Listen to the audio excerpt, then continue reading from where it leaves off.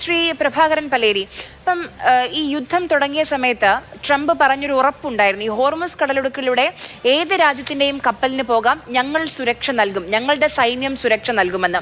പിന്നീട് വരും ദിവസങ്ങളിൽ അത് മറ്റു രാജ്യങ്ങൾ അവരവരുടെ കപ്പലുകളല്ലേ നിങ്ങൾ നോക്കിക്കോളൂ എന്ന രീതിയിലേക്ക് അമേരിക്ക പിന്മാറി. പിന്നീട് ഏറ്റവും ഒടുവിൽ കേട്ടത് ഞങ്ങൾക്ക് ആ ഭാഗത്തേക്ക് ഞങ്ങൾക്ക് പ്രവേശിക്കേണ്ട കാര്യം പോലും ഇല്ല എന്നുള്ളതാണ്. അപ്പം ഹോർമുസ് കടലിടുക്കിൽ ഒരു കപ്പൽ പോകുമ്പോൾ മറ്റൊരു ഏത് രാജ്യത്തിൻ്റെ ആണെങ്കിലും ശരി സൈന്യത്തിന് സുരക്ഷ നൽകി കൊണ്ടുപോകാൻ ആ കപ്പലിന് സുഗമമായ അതിൻ്റെ യാത്ര നടത്താൻ കഴിയുമോ? ഇതുപോലെ ഉള്ള ഒരു അവസ്ഥയിൽ ഹോർമുസ് കടലിടുക്ക് മാത്രമല്ല ബാക്കിയുള്ള 26ഓളം കടലിടുക്കുകൾ വലിയ വിഷമം ഉണ്ടാകും. ഇവിടെയാണ് കടലിടുക്കുകൾ വിഷമങ്ങൾ ഉണ്ടാക്കുക. ഒരു ഷിപ്പിനും ഒരു കപ്പലിനും മര്യാദക്ക് എത്ര വലിയ സുഹൃത്തായാൽ പോലും കടലിടുക്കിനെ ഭേദിച്ച് മുന്നോട്ട് പോയി സാധാരണ നിലയിലുള്ള ഗതാഗതം സ്ഥാപിക്കാൻ സാധ്യമല്ല. വളരെയധികം തടസ്സങ്ങൾ വരും, വളരെയധികം സമയം മുന്നോട്ട് നഷ്ടപ്പെട്ടു പോകും. പിന്നെ ഒരു കടലിടുക്കിന് ഒരു യുദ്ധക്കപ്പലുകൾക്ക് അത്ര എളുപ്പത്തിൽ പ്രതിരോധിക്കാൻ സാധ്യമല്ല. ഉദാഹരണമായിട്ട് ഒമാന്റെ കടലിടുക്ക് എന്ന് പറയുന്നത് ഒമാന്റെ സ്വന്തം സ്ഥലമാണ്.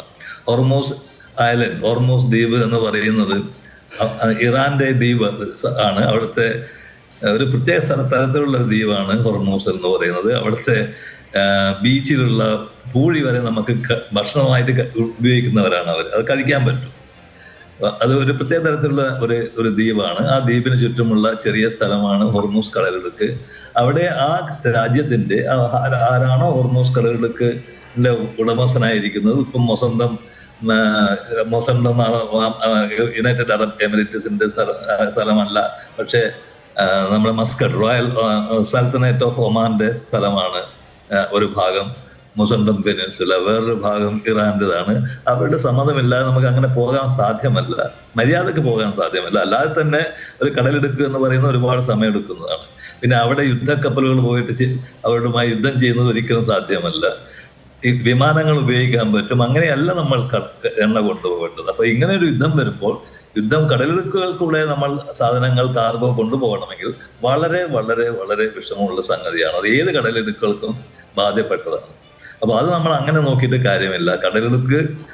ഹോർമുസ് കടലിടുക്കാണ് ഇറാന്റെ ഒരു വലിയ പ്രത്യേക, ഇറാൻ ഏക്കിലിസ് ഹീൽ അല്ല അത്, പക്ഷെ അത് ആക്രമിച്ച് കീഴടക്കണം. എന്നാൽ മാത്രമേ നമുക്കത് നമ്മൾ സ്വന്തമാക്കി കഴിഞ്ഞാൽ ശരി കൊണ്ടുപോകാൻ സാധ്യം. പക്ഷെ അത്ര എളുപ്പമല്ല ഇവിടെ ഞാൻ കാണുന്നത്.